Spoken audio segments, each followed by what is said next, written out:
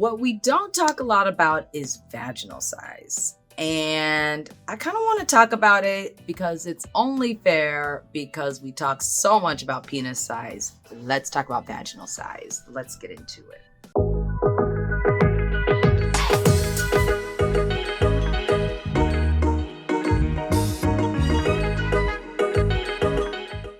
We talk a lot about penis size in society. What's normal? What's not? Does size matter? What we don't talk a lot about is vaginal size. And I kind of want to talk about it because it's only fair because we talk so much about penis size. Let's talk about vaginal size. Let's get into it. Okay, first, like penises, vaginal depth is very variable. While there have been actually quite a lot of studies looking at penile length, we seem to be fairly obsessed with the matter. There are only a handful of studies looking at vaginal depth. So let's talk about a few of these studies. One of the largest studies was done in 2005 and included about 1,000 vulva owners ranging in age between 18 and 83. They examined size of vaginas unaroused. Let me stop here so that everybody understands.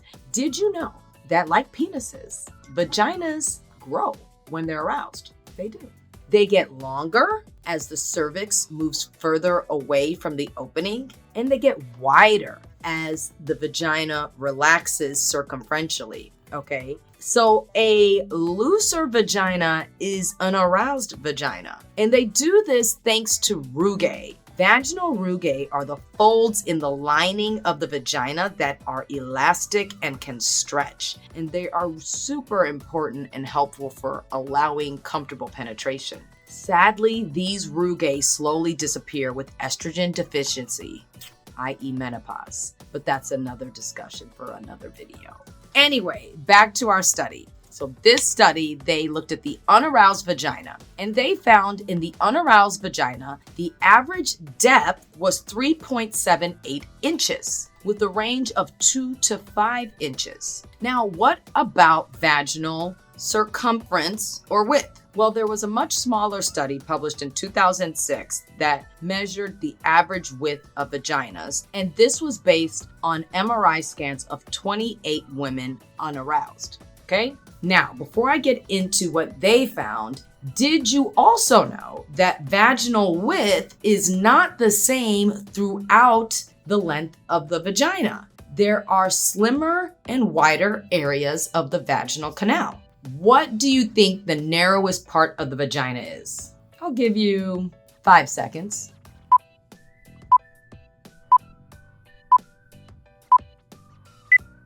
Boom. If you guessed the vaginal opening, then you were correct. The narrowest part of the vagina is right at the front door, right at the vaginal opening. Do you know what the widest part of the vagina is?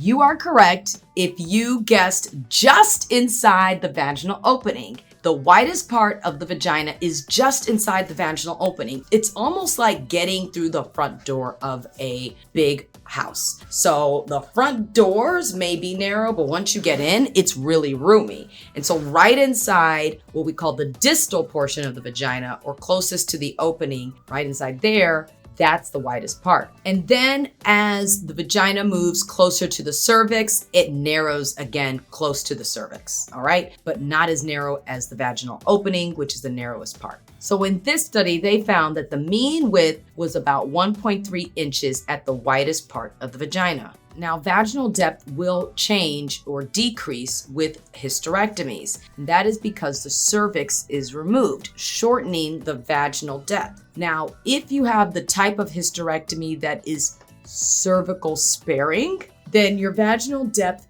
does not change or decrease. We call this a supracervical hysterectomy. So there you have it, vaginal size presented by yours truly. And let me know what you think in the comments. Did you learn something new? I hope so. Let me know what you did below.